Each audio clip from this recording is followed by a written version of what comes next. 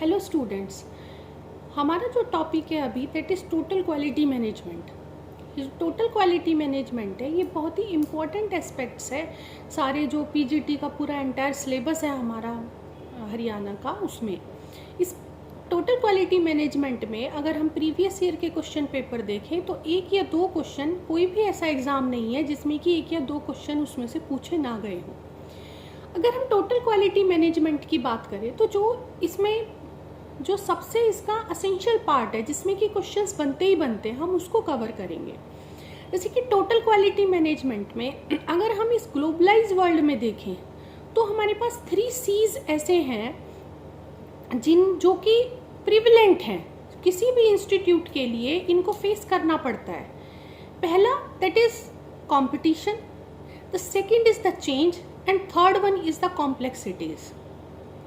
अगर इन तीनों के साथ कॉप अप करना है, अगर कोई भी ऑर्गेनाइजेशन ऐसा है जिसको कि सक्सेस को अचीव करना चाहता है कोई ऑर्गेनाइजेशन, तो उसको अगर वो अपने कस्टमर को सेटिस्फाई कर दे तो वो कॉम्प्लेक्सिटीज और चेंज और कंपटीशन इन सारे एस्पेक्ट्स को कवर कर सकता है और जो भी कॉम्पिटिटर्स हैं उनको वो मात दे सकता है अपने मार्केट में। अब क्वेश्चन आता है कि कस्टमर को सेटिस्फाई जब कोई भी ऑर्गेनाइजेशन करेगा दैट मीन्स कि वो टोटल क्वालिटी को अचीव कर लेगा। तभी अगर कस्टमर सेटिस्फाई हो जाएगा मीन्स कि आपकी क्वालिटी अच्छी है, आप टोटल क्वालिटी मैनेजमेंट कर रहे हैं। क्वेश्चन आते हैं कि टोटल क्वालिटी मैनेजमेंट क्या है। देखिए, अगर हम क्वालिटी की बात करें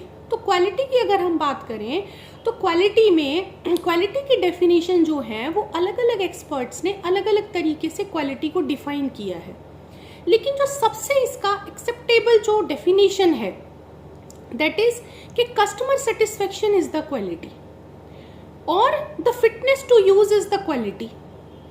या फिर जो इंटरनेशनल स्टैंडर्ड ऑर्गेनाइजेशन ने इसकी एक डिटेल्ड डेफिनेशन प्रोवाइड की है। डिटेल डेफिनेशन में कहा है कि किसी भी प्रोडक्ट की या सर्विस की जो ओवरऑल फीचर्स हैं, जो ओवरऑल कैरेक्टरिस्टिक्स हैं, कि उसकी ऐसी एबिलिटीज जो इम्प्लाइड नीड्स हैं, जो स्टैटिक नीड्स हैं, उनको सेटिस्फाई करती हैं, वही क्वालिटी है उसकी। अगर टोटल क्वालिटी मैनेजमेंट की हम बात करें तो effectiveness plus efficiency equal to total quality management. Total quality management को अचीव करने के लिए किसी भी ऑर्गेनाइजेशन को इफेक्टिव भी होना पड़ेगा और एफिशिएंट भी होना पड़ेगा। क्वेश्चन आता है कि दोनों टर्म्स में क्या डिफरेंस है। देखिए, हम एक एग्जांपल से समझते हैं इसको। सपोज कि एक ऑर्गेनाइजेशन है, उस organisation is not doing well at all. Means कि जो उसकी मैनेजमेंट है उनको लगता है कि हमें अपने जो एम्प्लॉइज हैं उनको हमें टेक्निकली ट्रेंड करना चाहिए, टेक्निकली स्किल्ड करना चाहिए, ट्रेनिंग देनी चाहिए हमें, और वो अपने एम्प्लॉइज को ट्रेनिंग प्रोवाइड करते हैं। जो स्टाफ है वो भी ट्रेनिंग लेता है और उसको एब्जॉर्व कर लेता है उसको ट्रेनिंग को, लेकिन जो प्रोडक्टिविटी आनी चाहिए उस ट्रेनिंग के बाद में वो प्रोडक्टिविटी जो ऑर्गेनाइजेशन है वो अचीव नहीं कर पाता है। दैट मीन्स कि एफिशिएंसी तो है लेकिन इफेक्टिवनेस नहीं है, मीन्स कि यूजेबल नहीं है, वो यूजफुल नहीं है, वो ट्रेनिंग यूजफुल ही नहीं थी। अगर यूजफुल होती तो प्रोडक्टिविटी आती। मीन्स कि अगर आपको टोटल क्वालिटी को अचीव करना है, अगर किसी भी ऑर्गेनाइजेशन को अच्छा करना है तो इसका मतलब उसको टोटल क्वालिटी को अचीव करना पड़ेगा, उसको इफेक्टिवनेस भी आनी चाहिए और एफिशिएंसी भी उसमें आनी चाहिए। अगर हम टोटल क्वालिटी मैनेजमेंट की बात करें तो इसके प्रिंसिपल्स प्रोवाइड किए गए हैं जिनके बेसिस पर कि ये काम करता है। अगर हम इसके प्रिंसिपल्स की बात करें टोटल क्वालिटी मैनेजमेंट की, तो नंबर 1 हमारे पास आता है जैसे कस्टमर।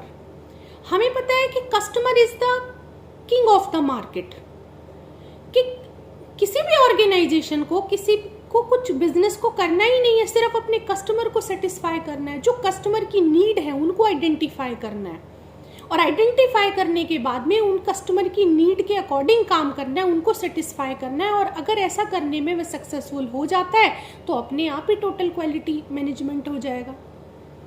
नेक्स्ट हमारे पास आता है लीडरशिप। देखिए, एफिशिएंसी और इफेक्टिवनेस दोनों को अचीव करने का सबसे बड़ा जो मीडियम है वो लीडरशिप है। बिना लीडरशिप के इफेक्टिवनेस और एफिशिएंसी दोनों को नहीं लेके आया जा सकता ऑर्गेनाइजेशन में, और टोटल क्वालिटी मैनेजमेंट को अचीव नहीं किया जा सकेगा। थर्ड जो इसमें हमारे पास आता है that is people involvement of the people, कि जितने भी पीपल हैं, जितने भी पर्सन काम करते हैं, चाहे वो किसी भी लेवल पे काम करते हों, चाहे टॉप लेवल पे, चाहे मिडिल लेवल पे, चाहे फिर वो बॉटम लेवल पे, उन सबका इन्वॉल्वमेंट होना जरूरी है किसी भी काम में। अगर टॉप लेवल अच्छे से काम करेगा लेकिन बॉटम लेवल अच्छे से काम नहीं कर रहा है तो भी ऑर्गेनाइजेशन टोटल क्वालिटी मैनेजमेंट को अचीव नहीं कर सकता, क्वालिटी अचीव नहीं हो सकती।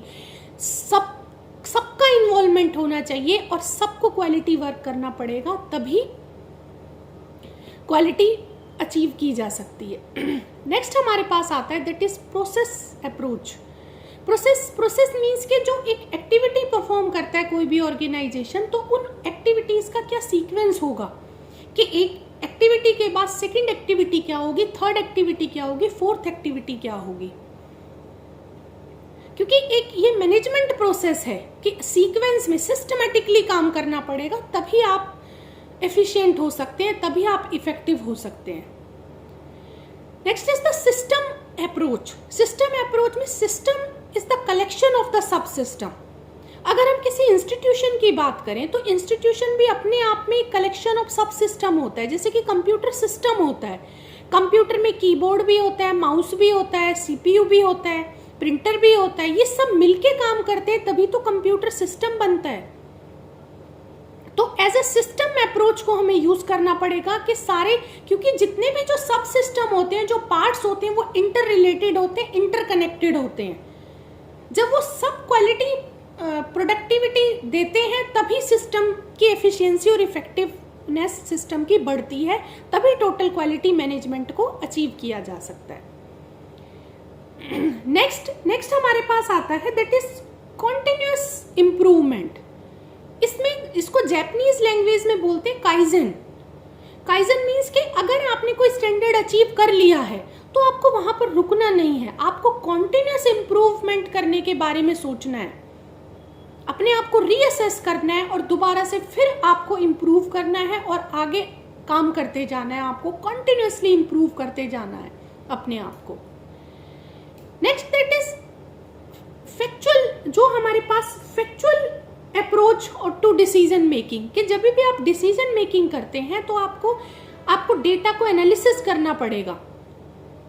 बिना एनालिसिस किए आप डिसीजन मेकिंग नहीं कर सकते और उसके लिए आपको फैक्चुअल अप्रोच को यूज करना पड़ेगा, साइंटिफिक अप्रोच को यूज करना पड़ेगा, सब्जेक्टिव अप्रोच को यूज नहीं करना पड़ेगा। एंड नेक्स्ट हमारे पास आता है mutual relationship with the supplier. Supplier कौन होते हैं? जो कि आपको रॉ मटेरियल सप्लाई करते हैं या कोई और जो भी आपको मटेरियल की जरूरत होती है सप्लाई करते हैं, उनके साथ आपको रिलेशनशिप बना के रखना पड़ेगा, म्यूचुअल रिलेशनशिप आपको बनाना पड़ेगा। तो ये हमारे पास इसके प्रिंसिपल्स है टोटल क्वालिटी मैनेजमेंट के। नेक्स्ट अगर हम बात करें कि अगर हम हिस्ट्री की बात करें जो टोटल क्वालिटी मैनेजमेंट है, तो देखिए 1924 में W.A. स्वीहार्ट, SHEWHART, स्वीहार्ट, जो भी बोलेंगे हम इसको, स्वीहार्ट कोई बोलता है, कोई स्वीहार्ट बोलता है, ये काम करते थे बेल टेलीफोन लेबोरेटरी में, ये काम करते थे। इन्होंने एक स्टैटिस्टिकल टूल को डेवलप किया और ये जो स्टैटिस्टिकल चार्ट उन्होंने जो डेवलप किया ये क्वालिटी कंट्रोल के लिए था। इनको जो ये स्वीहार्ट हैं, इनको father of statistical quality control भी कहा जाता है। ये 1947 में 48 में इंडिया आए थे और इन्होंने ये जो स्टैटिस्टिकल चार्ट था क्वालिटी कंट्रोल के लिए ये इंडिया में दिखाया और उस टाइम पे कंपनीज ने इनको फिर इस चार्ट को इनिशिएट किया। तरीके से जो तभी से ही ये क्वालिटी कंट्रोल का कॉन्सेप्ट आया। लेकिन जो father of total quality management हैं, father of total quality management माने जाते हैं यूएसए के विलियम एडवर्ड डेमिंग। जो विलियम एडवर्ड डेमिंग एक तरीके से रूल करते हैं जापानीज थिंकिंग पर, क्योंकि एक तरीके से वो वहां पर परम गुरु माने जाते हैं क्वालिटी के लिए, क्योंकि वो जापान में गए और उन्होंने प्रीच किया क्वालिटी कंट्रोल पे।